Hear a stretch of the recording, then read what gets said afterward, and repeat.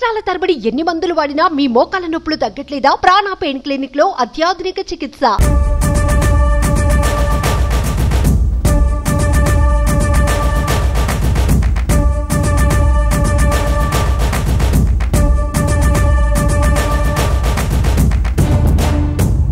నమస్తే, నేను విజయ్. సో మంత్రివర్గ కూర్పు ఇప్పటికే పూర్తి అయిపోయింది. ప్రమాణ స్వీకారం కూడా చేసినటువంటి పరిస్థితి. అయితే ఇప్పుడు ఏ శాఖలు ఎవరికి ఇవ్వబోతున్నారు, అన్నిటికంటే కూడా పవన్ కళ్యాణ్ గారికి ఏ శాఖ ఇవ్వబోతున్నారు అనేది ఇప్పుడు అందరిలో కూడా ఆసక్తిగా ఉంది. అయితే ప్రస్తుతం నేను సచివాలయంలో ఉన్నాను. సచివాలయంలో ఉన్నటువంటి నాకు కుడివైపున ఉన్నటువంటి బ్లాక్ ఇది 1 బ్లాక్, ఇది నెంబర్ 1 బ్లాక్. ఇక్కడే ముఖ్యమంత్రిగా నారా చంద్రబాబు నాయుడు గారు బాధ్యతలు తీసుకోబోతున్నారు. ఆయన ఇక్కడి నుంచే విధులు నిర్వహించేటువంటి పరిస్థితి. గతంలో కూడా 2014 నుంచి 19 వరకు కూడా ఆయన ఇక్కడి నుంచే విధులు నిర్వహించారు, 16 నుంచి 19 వరకు. ఆ తర్వాత ప్రస్తుతం నా వైపు కనిపిస్తున్నటువంటి బ్లాక్ ఇది నెంబర్ 2 బ్లాక్ నెంబర్ 2. ఇది ఇక్కడే డిప్యూటీ సీఎం ఉండే అవకాశం ఉంది. ఇక్కడే ఉప ముఖ్యమంత్రి ఇక్కడి నుంచే పరిపాలన చేసేటువంటి పరిస్థితి ఉంది. అయితే పవన్ కళ్యాణ్ గారికి హోంశాఖ ఇస్తారా, లేదంటే పంచాయతీరాజ్ గ్రామీణ అభివృద్ధి శాఖ ఇస్తారనేది కూడా మరి కాసేపట్లో కూడా ఒక స్పష్టత వచ్చేటువంటి అవకాశం ఉంది. కానీ ఖచ్చితంగా నెంబర్ 1లో చంద్రబాబు గారు అక్కడ సీఎంగా ఆయన బాధ్యతలు నిర్వహిస్తారు, అక్కడ ఆయన పరిపాలన కొనసాగిస్తారు. ఇక్కడ నా వెనక ఉన్నటువంటి ఈ బ్లాక్లో నెంబర్ 2 బ్లాక్లో ఇక్కడి నుంచే డిప్యూటీ సీఎంగా పవన్ కళ్యాణ్ గారు ఇక్కడి నుంచి ఆయన విధులు నిర్వహించేటువంటి పరిస్థితి ఉంది. సో ప్రస్తుతం మనతో పాటు జనసేన పార్టీ నాయకులు, ఆ పార్టీకి సంబంధించినటువంటి అధికార ప్రతినిధి అడ్వకేట్ రజనీ గారు ఉన్నారు. రజనీ గారు, సో ఈ బిల్డింగ్లోనే పవన్ గారు బాధ్యతలు నిర్వహించబోతున్నారు. ఏ శాఖ వస్తుంది అనేది కూడా ఒక అందరిలో ఒక ఆసక్తి ఉంది. ఏమంటారు సార్? ముఖ్యంగా ఒక మంత్రివర్గంగా డిప్యూటీ సీఎంగా ఆయన పదవీ ప్రమాణ స్వీకారం అయితే జరగనుంది. దీని తర్వాత పంచాయతీ శాఖ తీసుకుంటారా, హోంశాఖ తీసుకుంటారా, what ever it may be అండి.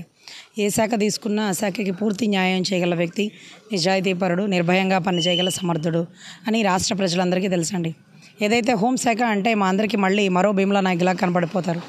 ఎందుకంటే ఆ సినిమాలో చూసినట్టుగా అదేదో పంచపై గట్టి కర్ర తీసుకొని ఇప్పుడు చెప్పండి రా ఒక్కొక్కరికి అనే మాటే మాకు మరొకసారి గుర్తొస్తుందండి.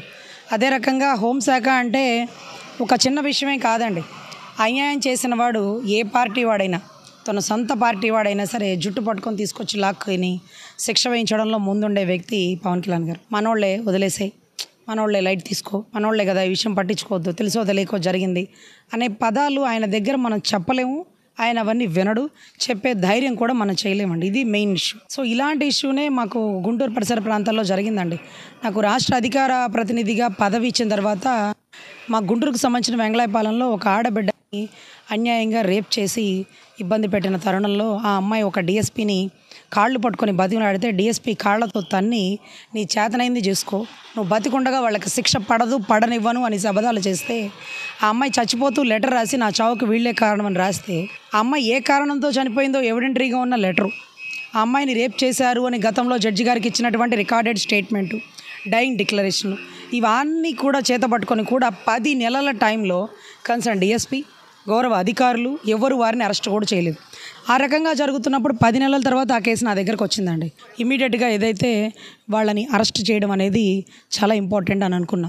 సో ఆ రకంగా జరుగుతున్న మూమెంట్లో ఎలా అయితే నిజాయితీగా నిష్పక్షపాతంగా నాగబాబు గారు చెప్పిన మాట ఇదే గుర్తండి.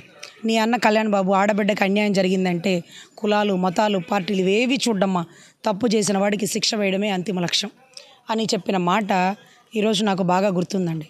సో ఆ రకంగా నేను ఆ 6గురిని అరెస్ట్ చేయడం జరిగింది. సొంత పార్టీ వాళ్ళు, ఇంకొకళ్ళు, ఇవన్నీ కాదండి. What ever it may be, తప్పు చేసిన వాడు ఏ పార్టీ వాడైనా సరే శిక్ష వేయడంలో నా పదవి నాకు ఇబ్బందికరంగా ఉంటే పక్కన పెట్టి అరెస్ట్ చేయడానికి ముందుకు వచ్చినటువంటి ఒక న్యాయవాదినండి. అదే రకంగా మా అన్న. ఇది ఎందుకు ఎగ్జాంపుల్గా చెప్పానంటే, మేము ఎలాగ ఉన్నామో మా నాయకుడు అలాగ ఉంటాడు, మా నాయకుడు ఎలా చేస్తాడో మేము అలాగే చేస్తాం. ఆవు గట్టును మేస్తే దూడ చేలో మేస్తే దాని సామెత ఉంటుంది చూడండి, అట్లాగా మా నాయకుడు కూడా అంతేనండి. హోంశాఖ అంటూ ఇవ్వడం జరిగితే తప్పు చేసిన వారు ఎవరైనా తాట తీసి ఎండబెడతారు. అది ఏ పార్టీ వారైనా, సొంత పార్టీ వారైనా, ప్రత్యర్థులైనా, లేకపోతే పెద్ద పార్టీ, చిన్న పార్టీ, ఇవన్నీ ఆయన చూడండి, తప్పు చేసిన వ్యక్తినే చూస్తాడు. సో ఇటువంటి నిజాయితీపరుడు ఏ శాఖ ఇచ్చినా ఆ శాఖకి పూర్తిగా న్యాయం చేయగలుగుతారు. అలాగే పవన్ కళ్యాణ్ గారు ముఖ్యంగా గ్రామీణ అభివృద్ధి అంటే పల్లెలు, గ్రామాలు అభివృద్ధి చెందాలంటే పంచాయతీరాజు, గ్రామీణాభివృద్ధి శాఖ అయితేనే పర్ఫెక్ట్. కాబట్టి ఆయన ఎక్కువగా దాన్ని తీసుకోవడానికి ఆసక్తి చూపుతున్నారు అని అంటున్నారు. దానిపై మీరేమంటారు? 100% ఆయన అదే తీసుకుంటే బెటర్ అండి.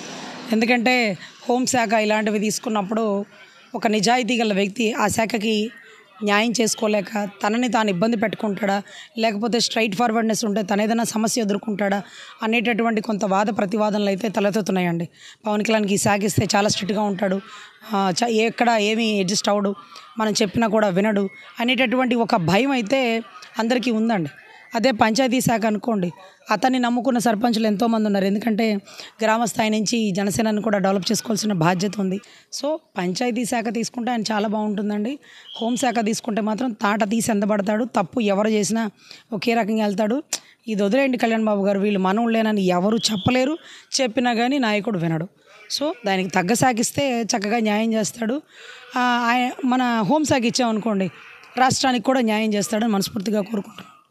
పవన్ కళ్యాణ్కి ఏ శాఖ ఇచ్చినా కూడా ఆయన సమర్థవంతంగా నిజాయితీగా పనిచేసేటువంటి శక్తి సామర్థ్యాలు, దమ్ము, ధైర్యం ఆయనకు. ముఖ్యంగా హోంశాఖ ఇస్తే చాలా నిజాయితీగా నిష్పక్షపాతంగా వ్యవహరిస్తారు కాబట్టి కొంత తర్జన భర్జనలు జరుగుతున్నాయి. అయితే ముఖ్యంగా పవన్ కళ్యాణ్ గారు గ్రామీణ అభివృద్ధి శాఖ, పంచాయతీరాజ్ శాఖ తీసుకోవడానికి ఆయన మొగ్గు చూపుతున్నట్టుగా తెలుస్తుందంటూ కూడా రజనీ గారు చెప్తున్నారు. సో ఇది మరికొన్ని రోజుల్లోనే పవన్ కళ్యాణ్ గారు ఇక్కడి నుంచే తన పరిపాలనను కొనసాగించబోతున్నారు. ఉప ముఖ్యమంత్రిగా ఆయన పరిపాలన కొనసాగించేటువంటి పరిస్థితి. ఇది ఇక్కడ అమరావతిలో ఉన్నటువంటి గ్రౌండ్ రిపోర్ట్. కెమెరామ్యాన్ లక్ష్మణ్తో విజయ్, సుమన్ టీవీ, అమరావతి నుంచి.